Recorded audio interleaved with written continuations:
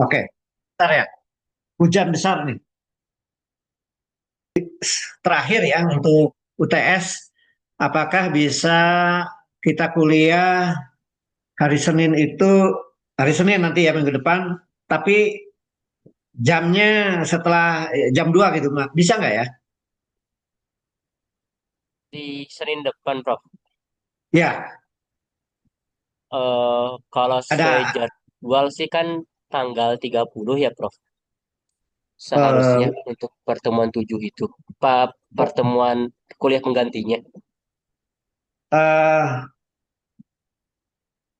bentar. Sekarang tanggal berapa? Sekarang tanggal 3. Tanggal 3 ya. Jadi nanti tanggal 9, tanggal 9 itu sudah libur atau belum? Sekarang tanggal 10, Prof. Maaf. Oh, Eh, sekarang tanggal oh ya, 10. tanggal 10. Jadi tanggal 16 belum libur kan? Sudah libur, Prof, kalau dari jadwal IPB. Oh, tadinya saya mau kuliah terakhir tuh, nggak bisa ya? Mungkin tidak bisa, tapi kalaupun nanti paling nanti saya diskusi lagi di grup ya, Prof. Oke, dicoba ditanyakan supaya maksudnya kan nggak apa-apa kuliahnya kalian udah pulang tapi pakai laptop gitu ya, Ya, misalnya betul, gitu. Prof. Jadi nanti tanggal 30-nya kosong berarti ya, Prof ya. Diganti hari Senin jam 2. Ya, oh, tanggal 30 apa itu? Oh, iya tanggal 30-nya nggak usah lagi. Iya, Jadi betul, Prof. UTS terakhir itu, Iya. kuliah UTS terakhir dari saya. Jadi bisa nggak nanti kuliahnya jam Senin jam 2 tanggal 16. Atau mau tanggal 30 aja, terserah sih. Saya juga mau mudik soalnya. Nanti saya bikin polling dulu aja ya, Prof ya. Coba ya, nanti kalau kalian bisa, kalau kalian senangnya tanggal 30 ya sudah, saya mau mudik juga soalnya. Gitu ya. Eh, oh, jadi nanti kuliah UTS terakhir tanggal 30 dalam jadwal ya. Betul, kuliah pengganti untuk perekonomian Indonesia itu Oh, tanggal dan tiga itu puluh. semua semua yang lain juga begitu ya, mata kuliah lain juga ya. Betul, Prof. Oh, oke. Kalau gitu, em, apa namanya? Ya udah, saya mungkin memilih ini juga saya, memilih mudik aja lah. Di tanggal karena udah tanggal 16 saya pun mungkin udah mau mudik ya. Oke. Tanggal 30 aja lah kalau gitu. Oke. Oke, baik, Prof. Ya.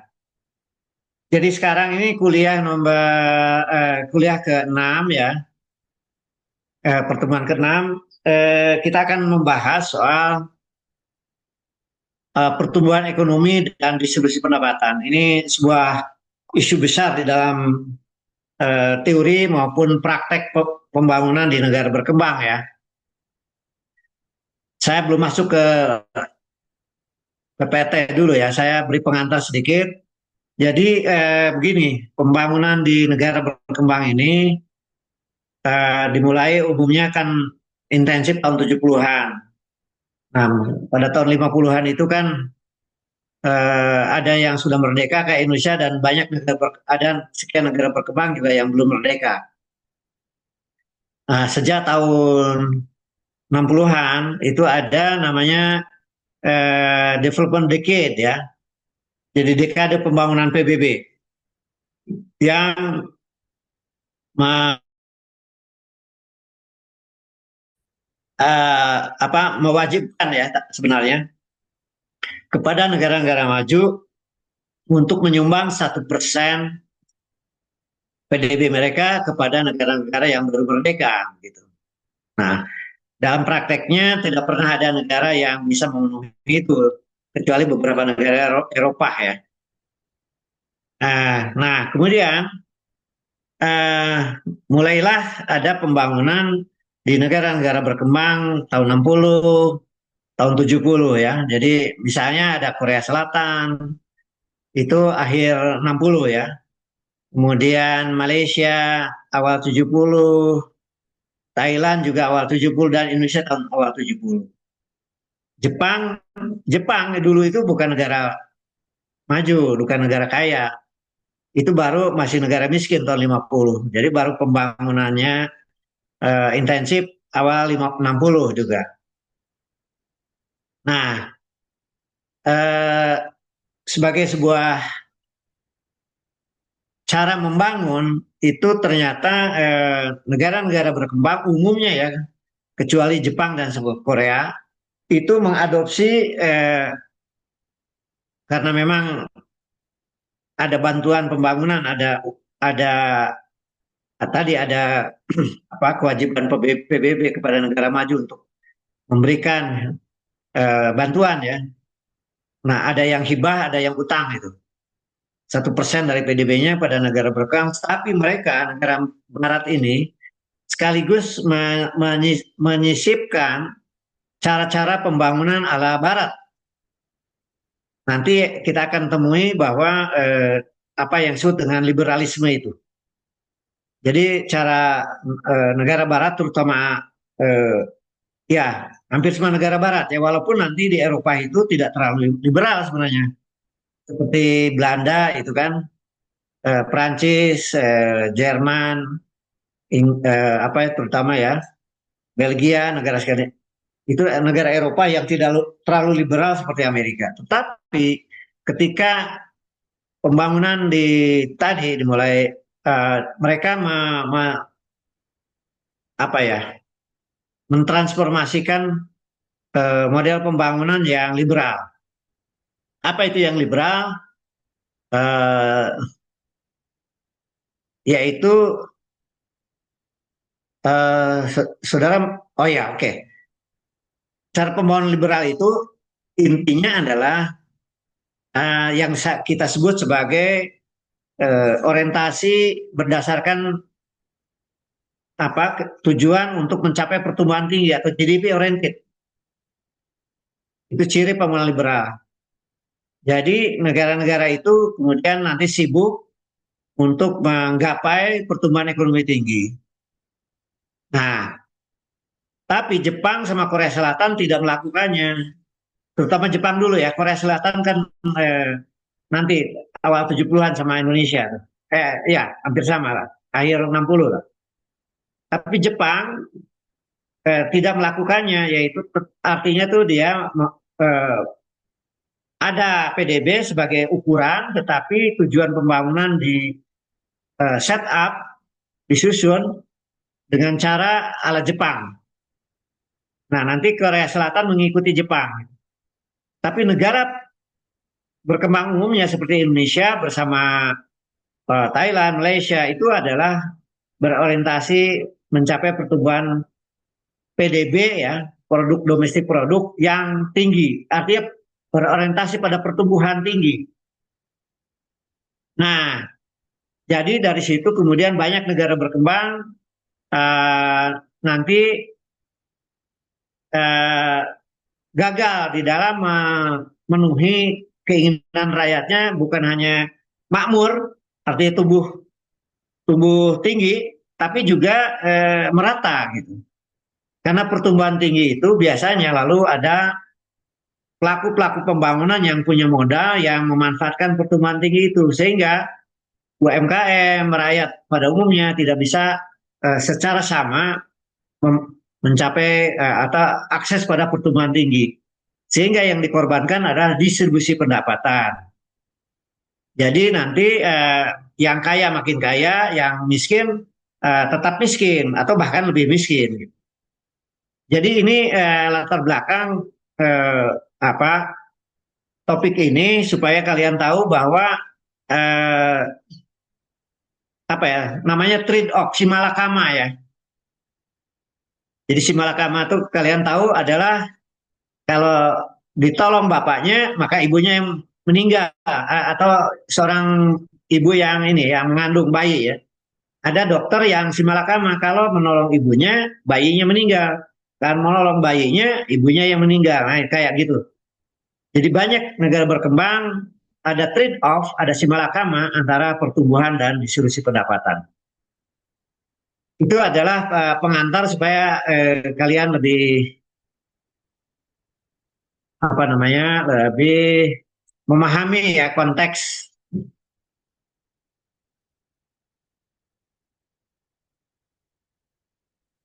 Selain saya ada. Ada, Prof. Oke.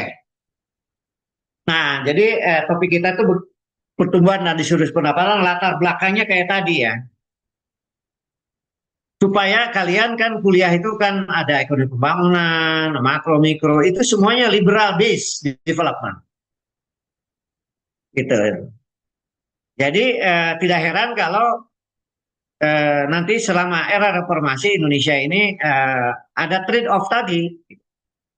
Nah, tetapi yang lucu, yang bukan lucu, yang menarik adalah di samping Jepang, Korea Selatan, zaman Soeharto, walaupun politiknya itu adalah tidak terlalu demokratis, ada pemilu, tetapi kemudian ada rekayasa supaya Golkar selalu menang gitu kan. Tetapi kalau pertumbuhan ekonominya tidak terlalu mengadopsi model GDP oriented tadi, seperti yang yang didesakkan oleh negara Barat ya, yang memberikan pinjaman atau utang. Jadi nanti pada zaman Soeharto akan ketahuan pertumbuhan awalnya iya tahun 70-an, tapi setelah akhir 70 dan 80 dia memodifikasi atau strategi pembangunannya tidak hanya mengejar pertumbuhan ekonomi yang tinggi, tetapi juga uh, apa yang disebut ada 8 jalur pemerataan zaman Soeharto di akhir mulai tahun 78 dan selanjutnya. Oleh karena itu zaman Soeharto itu keluar dari trade off itu. Jadi tidak ada simalakama. Jadi pertumbuhannya tinggi zaman Soeharto itu. Rata-rata 7,5%, 8%, tapi juga merata.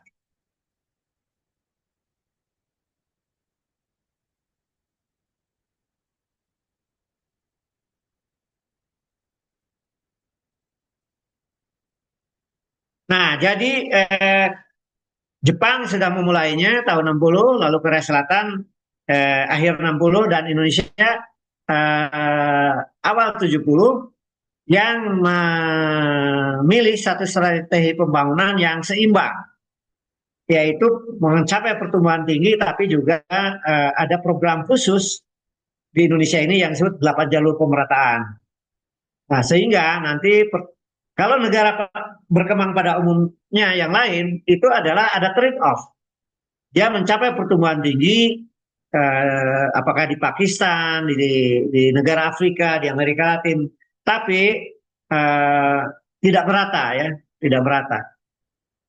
Jadi distribusi pendapatan itu nanti ada pengukuran yang disebut dengan rasio Gini ya. Rasio Gini ini adalah rasio antara 0 sampai 100 ya, di mana semakin ke 0 itu makin merata. Nah, semakin ke 100 itu makin antara 0 dan 1, antara 0 sama 1. Makin ke 0 itu makin merata. Makin ke 1 itu uh, makin makin timpang ya.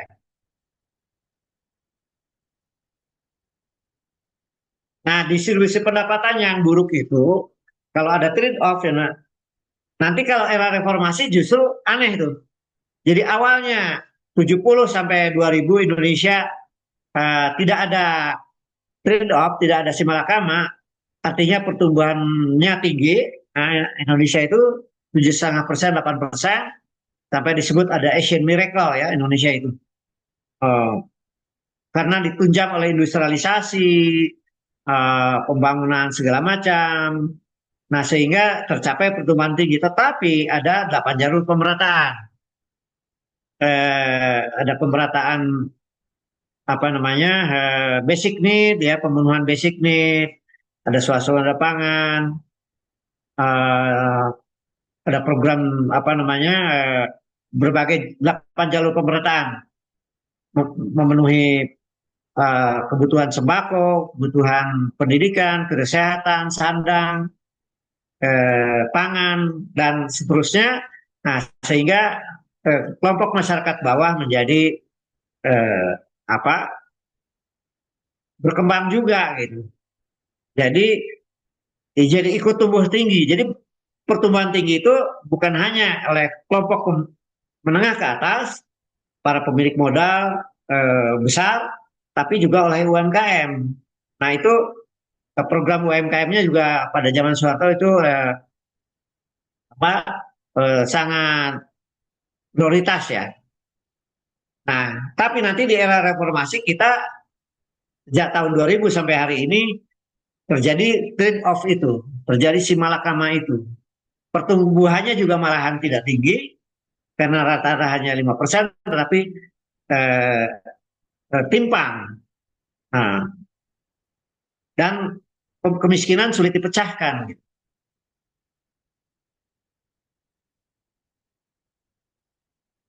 Nah, kalau timpang biasanya lalu kemiskinannya tetap tinggi, kemudian penganggurannya juga nanti bukan hanya unemployment, bukan pengangguran yang terbuka saja ya, yang benar-benar nggak kerja. Itu sekarang pun kan sekitar 5% ya. Tapi ada pengangguran setengah menganggur namanya. Setengah menganggur itu mungkin dia kerja tapi serabutan lah. Artinya tuh kalau sarjana pun yang ngasih les, ngojek, macam-macam ya. Kemudian ada disguise unemployment namanya, atau pengangguran tersembunyi. Misalnya tadi sarjana IPB, ITB, UI, UGM, tapi nggak sesuai dengan pendidikan. Nah itu disguise unemployment. Ini di era reformasi ini banyak eh, ditemukan demikian. Jadi artinya penganggurannya tetap tinggi. Jadi open unemployment dengan disguise dan underemployment di atas 40% Indonesia. Nah, pertumbuhannya, tapi pertumbuhannya eh, ironis, memang juga tidak tinggi, hanya 5%. Nah, ada berbagai kasus di Amerika Latin pertumbuhannya tinggi, katakanlah 6% dan selanjutnya.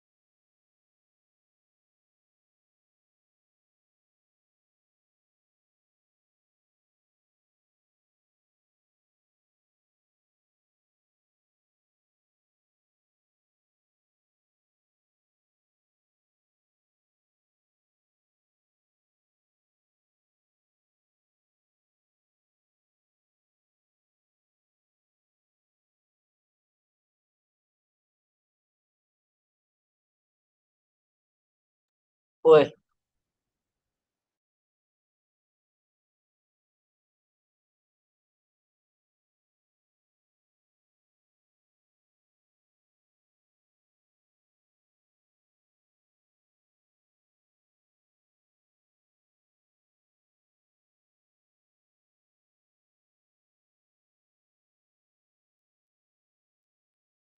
Halo, nanti halo, agak terganggu tadi internet saya.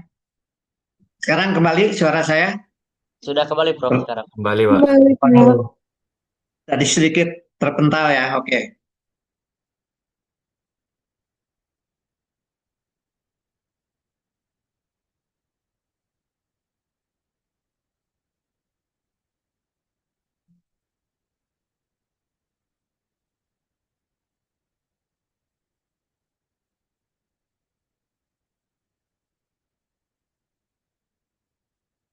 Eh, Sebelum saya lanjut, saya ingin menyampaikan juga bahwa peristiwa Simalakama ini ya, orientasi PDB tinggi, tapi distribusi pendapatannya buruk, itu memang kejadian di negara berkembang. Tapi di negara maju, dalam sejarahnya Eropa, Amerika gitu, itu ada yang disebut dengan Kuznets, eh, kurva Kuznets namanya. Simon Kuznets ada seorang ahli ekonomi pembangunan dari Amerika yang kalau di negara maju ada yang namanya kurva U terbalik. Kalau U itu kan begini ya, U itu begini. Tapi ini ada kurva U terbalik namanya. Kuznets curve namanya. Jadi kurva U itu kalau sebuah negara, tapi ini eh, justru terjadi di negara yang liberal kayak kayak kayak Amerika gitu. Jadi pada saat PDB per kapitanya itu sebelum 1.500 ya dolar, itu memang ada pertumbuhannya tinggi tapi distribusi pendapatannya memburuk. Tapi setelah mencapai 1.500 pertumbuhan ekonominya, lalu kemudian makin bagus, makin merata. Ini seolah-olah diyakini bahwa oleh negara Barat akan terjadi di negara berkembang. Tapi itu tidak pernah terjadi. Mengapa? Nanti pembahasannya agak kompleks karena ada ekonomi politik, ada sosiologi. Tapi yang bisa saya katakan bahwa eh, syarat-syarat tidak adanya simalakama, pertumbuhan tinggi dengan distribusi pendapatan yang bagus, itu karena ada masalah non ekonomi yang sudah selesai. Jadi korupsinya udah, penegakan hukumnya udah bagus, korupsinya udah rendah, kemudian mentalitas entrepreneurship-nya di kalangan pengusaha sudah bagus, gitu dan sebagainya. Sementara di Indonesia, walaupun zaman Soeharto ya, apalagi zaman sekarang, pertumbuhannya tinggi zaman Soeharto, distribusi pendapatannya bagus, tapi pelaku-pelaku ekonomi itu belum berjiwa entrepreneur pada umumnya. Jadi banyak kasus-kasus di mana pengusaha itu makin kaya, makin maju itu karena hubungan-hubungan patronase namanya. Uh, jadi lo mendekati pejabat, lalu jadi zaman Soeharto juga ada bantuan-bantuan ya kepada pengusaha yang disebut sebagai apa ya, favoritisme gitu. Jadi ada sekian di pengusaha-pengusaha itu diberi berbagai insentif lah. Tapi kalau di negara maju itu dengan mekanisme pasar yang terutama yang liberal ya, itu dengan mekanisme pasar yang sehat, di mana ada penegakan hukum, ada mentalitas pengusahanya juga sudah sehat ya, berbasis efisiensi dan inovasi, maka tidak terjadi trade off.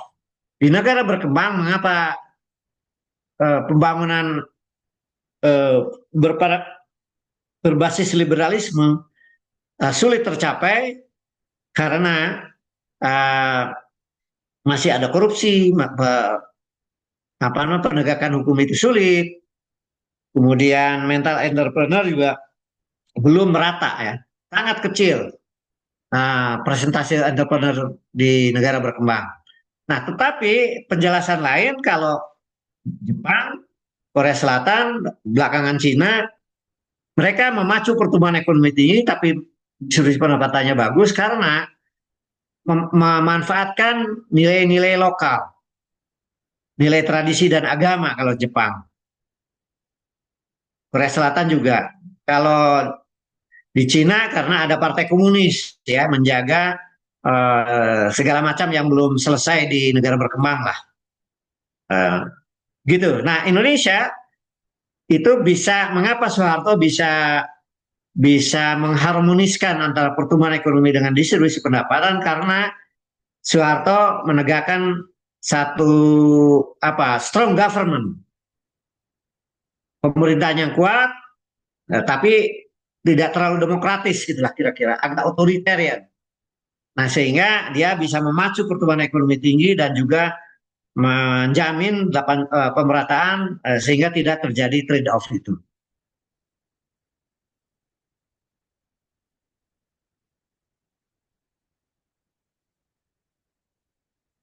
Ada pertanyaan sampai sini? Ini mendasar ya. Review awal kuliah saya ini mendasar ya bagi saudara-saudara.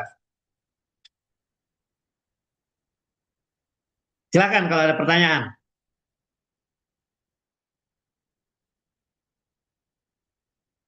Pertanyaannya belum. Belum ya?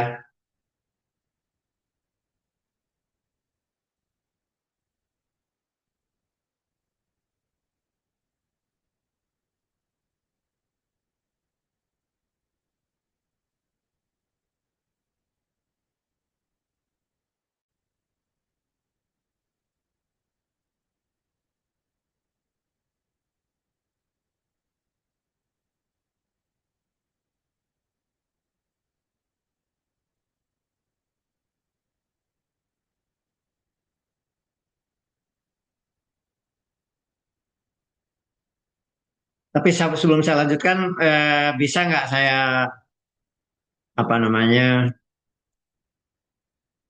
Coba Firas, apa yang bisa direview dari kuliah awal saya?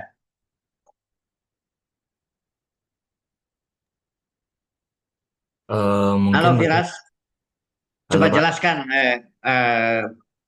ringkas gitu kira-kira kuliah awal itu. Mungkin beberapa saja yang tadi saya eh, concern dari yang Bapak sampaikan ya Pak. Jangan jangan gitu. Ya bukan beberapa, coba simpulkan aja. Oh, simpulkan aja semuanya ya Pak. Ah, ah, ah, ah. Dengan ringkas kira-kira gimana gitu. Mungkin dari yang Bapak sampaikan tadi, Bapak bukan bukan Bapak sih. Tadi itu menyampaikan perbandingan antara pertumbuhan ekonomi dari Indonesia dengan negara lain yang mana eh yang dibandingkan di zaman Soeharto dan juga di atau di zaman dahulu atau di dengan zaman yang sekarang, Bapak. Halo, ya, Kemudian ya apa itu? Apa isinya? isinya mungkin kayak kemiskinan atau mungkin pengangguran dan lain-lainnya sebagainya, Pak. Mungkin itu yang bisa Oke, saya simpulkan, Pak. oke. Coba yang lain. Hafid, kamu sendiri gimana? Coba simpulkan.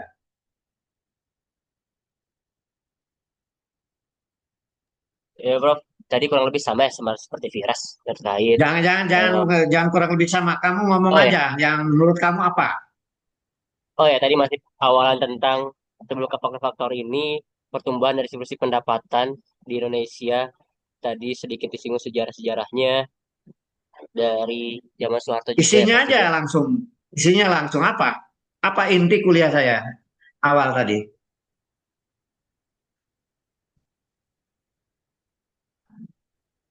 Oh ya tadi tentang negara-negara yang berkembang menyadari tentang pertumbuhan ekonomi yang tinggi tidak berarti akan mereduksi tingkat kemiskinan atau tidak eh, berarti akan meningkatkan tingkat kemiskinan ya.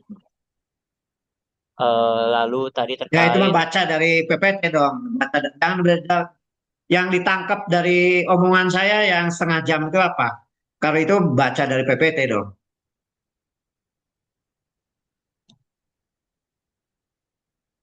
Ada bisa Hafid? iya, yang tadi saya pahami sih kurang lebih sama ya terkait eh, pertumbuhan ekonomi yang di Indonesia awalannya. Ada istilah trade off itu kamu nangkep nggak? Trade off namanya. Oh Kalau ya bahasa tadi, Indonesia itu simalakama. oh iya, Itu intinya tuh.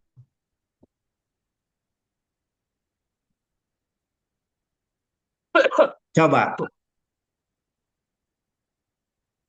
coba Hafid. Gimana? tes tes suara saya Ini, dengar Prof. iya, iya, terus.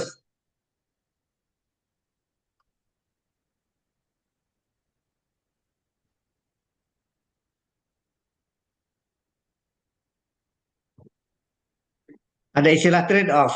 Nangkep nggak?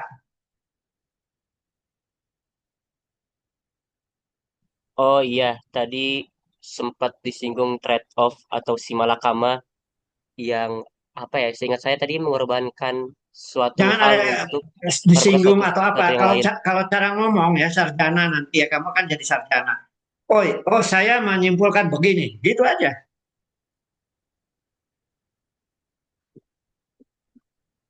Oh iya, ya saya menyimpulkan terkait tadi trade-off itu dan simalakama kayak seperti mengorbankan suatu hal untuk mendapatkan suatu yang lainnya. Kayak misalkan kondisi kebijakan Enggak, ekonomi ini Indonesia kuliah mungkin ekonomi, perekonomian ini, kuliah perekonomian. Oh ya, ya apa yang langsung aja? kondisi kebijakan ekonomi yang memaksa memilih antara dua pilihan gitu kayak sama-sama adanya konsekuensi seperti itu kayak Oke, gitu ya. Oke, iya. Rahma, gimana Rahma? Ada nggak orangnya nih? Halo Rahma, nggak ada. Ini orangnya simpan laptop, lalu orangnya nggak ada. Rahma, Rahma ada dua, Prof. oh, ya nggak tahu. Ini Rahma Ramadhani. Ini nih Rahma Ramadhani ada. Dan cuman laptopnya aja kali.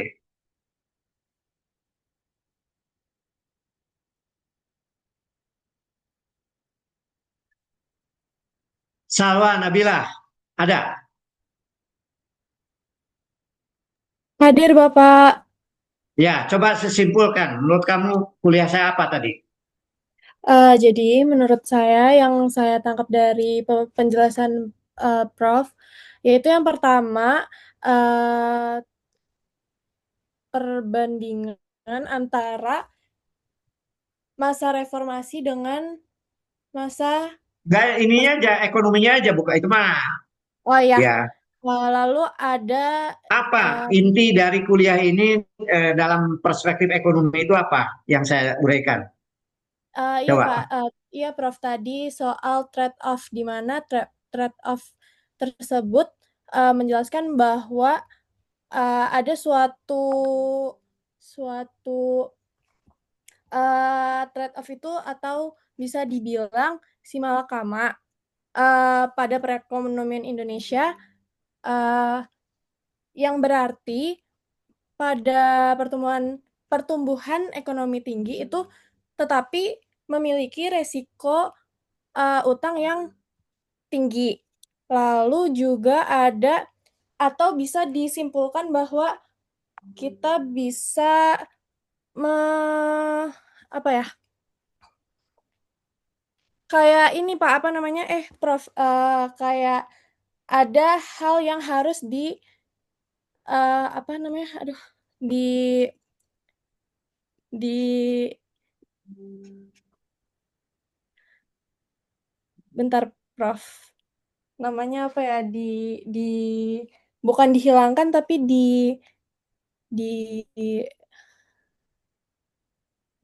aduh apa ya Prof? Diharmoniskan. Prof, eh, gimana Prof? Diharmoniskan. Maksudnya mau apa? Mau ngomong apa? Ya, bukan Prof yang misal kayak salah satu hal ada yang dikurangin gitu. Namanya apa Prof tadi? Lupa. Dari Oke. dari saya segitu aja Prof. Terima kasih. Oke, Sandika, Nova, ada orangnya nih. Ada, Bro. Ya, coba kamu bantu menyimpulkan. Belum ada satupun ya yang bisa nih. Oke, dari saya, Ini jangan-jangan nggak terlalu perhatiin kuliah saya ya? Atau berat menangkapnya. ya agak, saya Coba masih belajar Sandika, juga. apa kesimpulan kamu kuliah awal saya apa? Dan kalau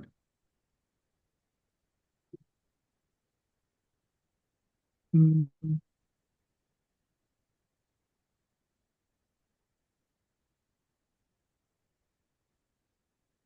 oke.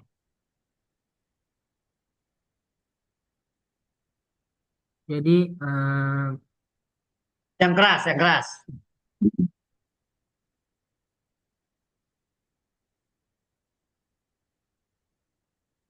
Oke, Ina, Mutmainah, ada orangnya?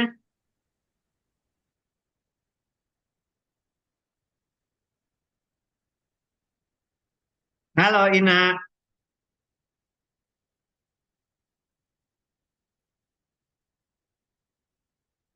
Ina, nggak ada nih orangnya.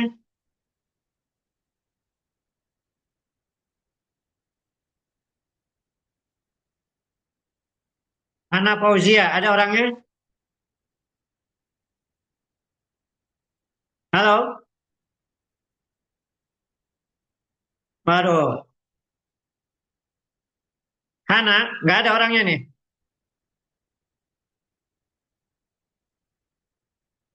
Halo, Hana. Iya, Pak. Taufan. Ya, coba kamu simpulkan kuliah saya tadi. Pendek itu. Apa?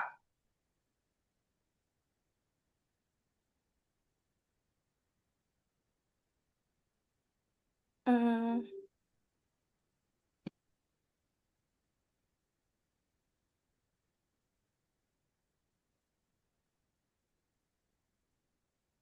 Ini ya, apa nggak ikut, nggak menyimak ya apa yang saya sampaikan. Belum ada satupun nih yang bisa jawab. Noval, ada orangnya? Ada, Prof. Coba.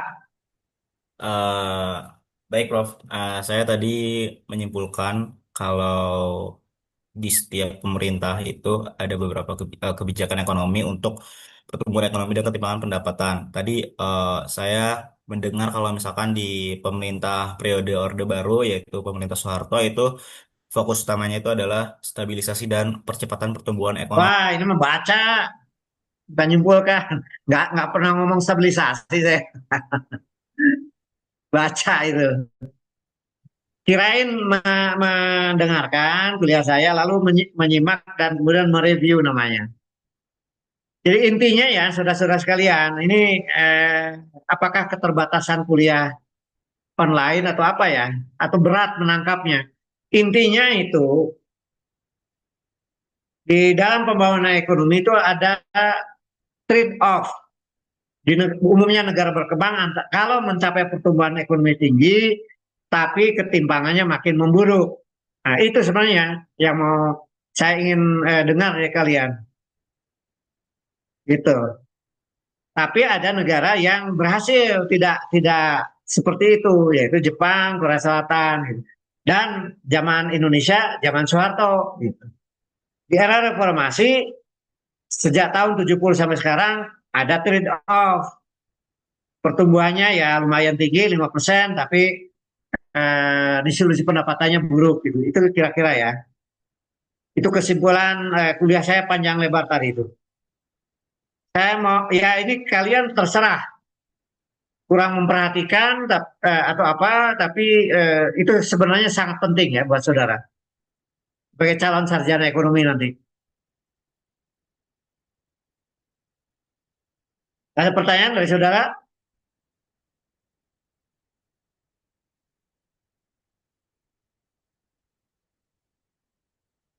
Ada pertanyaan?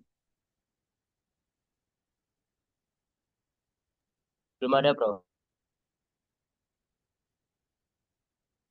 Saya minta saudara itu aktif ya. Kalau yang diuraikan tuh menyimak, lalu kalau perlu bertanya, lalu kalau saya tanya bisa jawab gitu loh. Ini kuliah sarjana loh, bukan kuliah SMA ini.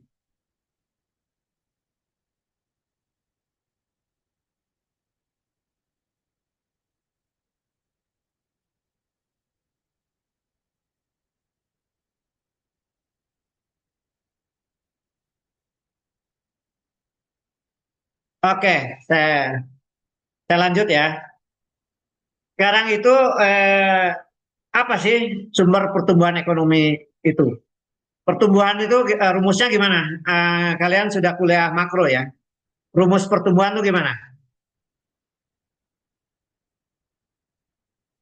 Udah belajar makro kan? Udah lulus kan?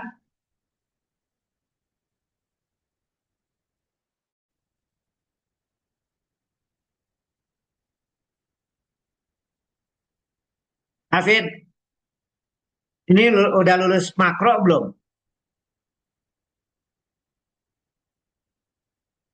Halo? Eh, izin Sudah, jawab, Prof. Pak. Hah? PDB tahun sekarang, eh, Ada pengantar ekonomi, kemudian ada makro juga setahu kan? saya rumus Ya, gimana? setahu saya rumus pertumbuhan ekonomi itu, ya Ya, Prof, gimana? izin menjawab Prof. Setahu saya Ya, rumus rumus pertumbuhan ekonomi itu PDB tahun ini dikurangin PDB tahun sebelumnya dibagi tahun sebelumnya dikali 100%, Prof. oke, itu pertumbuhan ya. Tapi, oke, ya benar itu. Jadi pertumbuhan tahun ini misalnya Indonesia sekarang 5%, 5, katakanlah 11 ya. Lalu pertumbuhan yang lalu sekian. Oke. Nah sekarang apa sih sumber pertumbuhan ekonomi itu? Ya. Jadi sebuah negara itu ingin memacu pertumbuhan itu apa saja?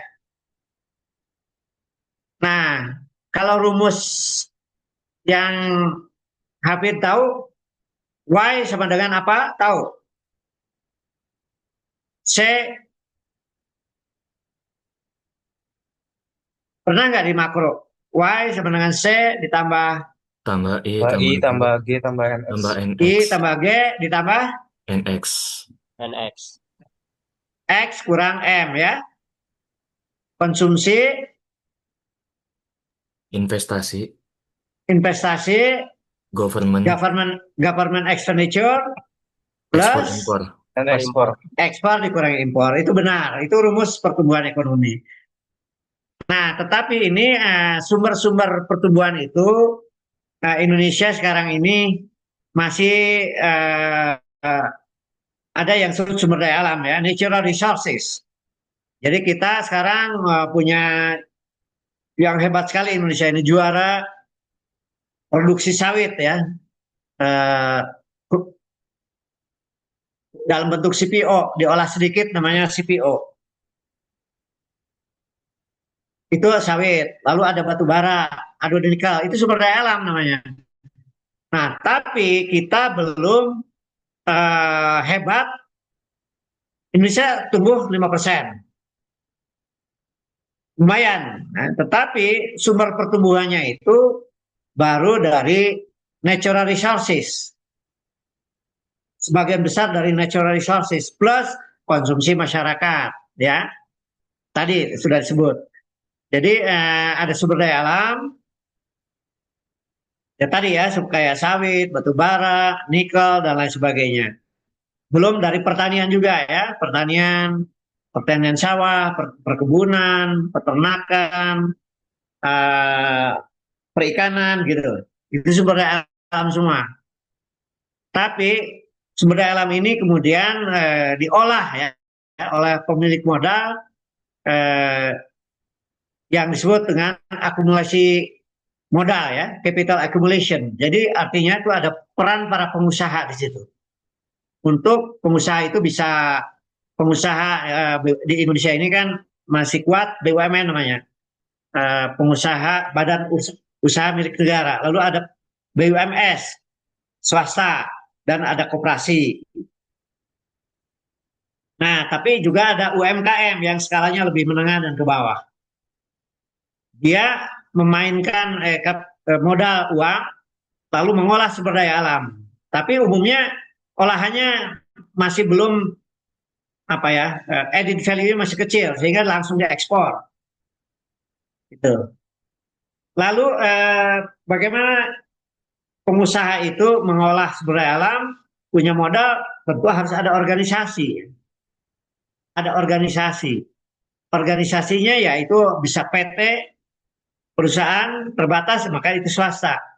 Kalau bentuknya adalah badan usaha milik negara, BUMN namanya, tapi atau bisa juga koperasi. Nah, kalau yang skala kecil UMKM, kalau yang menengah bisa swasta. Jadi BUMN itu umumnya besar ya. Ada BUMN yang menengah juga. Ada BUMN yang besar dan menengah. Tapi kalau koperasi itu umumnya skalanya masih menengah ke bawah. Kalau di Eropa, koperasi itu adalah punya bank besar, punya bahkan ada smartphone ya, HP yang diproduksi oleh koperasi di Swedia misalnya, di Finlandia misalnya ya. Nokia, nah itu koperasi itu. Jadi di kita koperasi itu baru simpan pinjam atau skala kecil lah. Jadi ada sumber daya alam, ada modal, ada organisasi, lalu ada teknologi ya untuk pertumbuhan ekonomi ini. Ini yang masih teknologi ada di Indonesia yang mengolah yang tetapi teknologi itu milik asing umumnya, sehingga ada mobil ya otomotif, ada elektronik, ada smartphone, ada segala macam. Itu teknologi yang dimiliki asing tapi diproduksi diolah di Indonesia. Jadi teknologi ini yang ada di Indonesia segala macam ada, tetapi itu milik asing dan kita merakitnya di Indonesia. Jadi kita belum membuat pertumbuhan ekonomi kita yang sustainable, yang berkualitas, ya di mana teknologi itu dimiliki oleh anak bangsa, oleh perusahaan-perusahaan swasta, BUMN atau koperasi, sehingga dia hasilnya itu tidak drain, tidak harus bayar. Kalau Astra memproduksi mobil itu teknologi tinggi itu, tapi karena dia adalah milik Jepang, lalu kita harus bayar ke sana hakinya, hak kepemilikan intelektualnya. Jadi kita sebenarnya rugi besar karena anak bangsa kita ini penguasaan teknologinya belum memiliki paten sendiri. Mungkin dia mampu, tapi kan ada hak kepemilikan intelektualnya, ada haki namanya. Nah, sehingga akhirnya kita bocor ya ke luar negeri, ada capital outflow yang kita harus bayar karena teknologi dikuasai asing. Nah, kalau yang kelima ini pembagian kerja skala produksi. Maksudnya tadi kita itu 99,99% skala usahanya itu menengah dan kecil. Yang besar itu kurang dari 1%.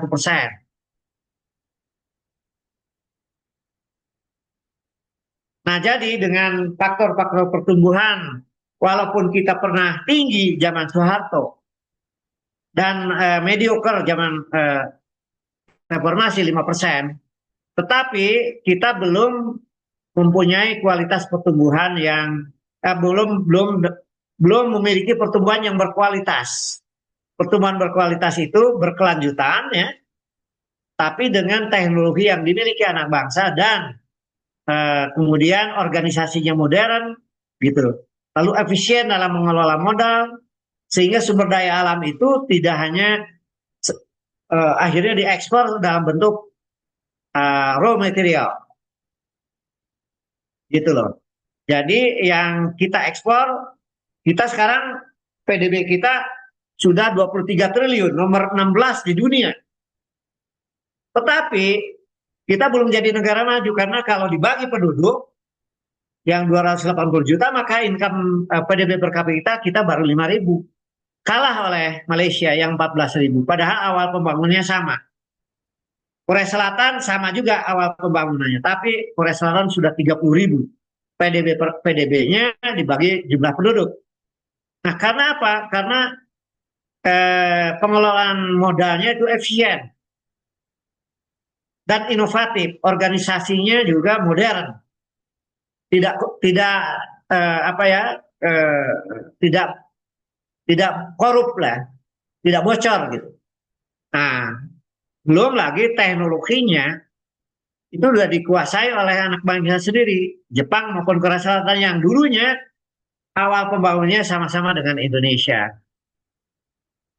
Nah, skala produksi, ya sebenarnya UMKM nggak apa-apa. Karena Taiwan itu tidak ada yang besar, umumnya UMKM ya. Jadi demikian, ya, kita belum memiliki atau belum dalam level di mana pertumbuhan itu berkualitas.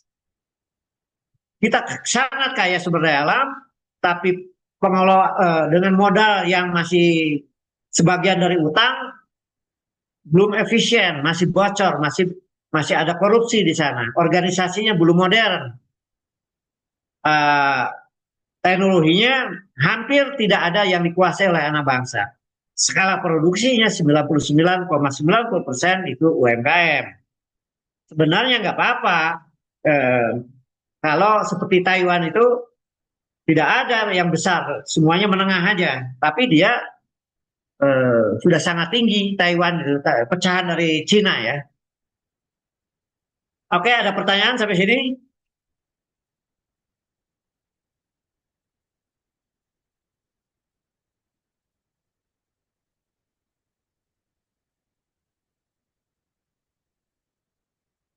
Gak ada pertanyaan ya? Oke, kita break sebentar ya. Udah 1 jam.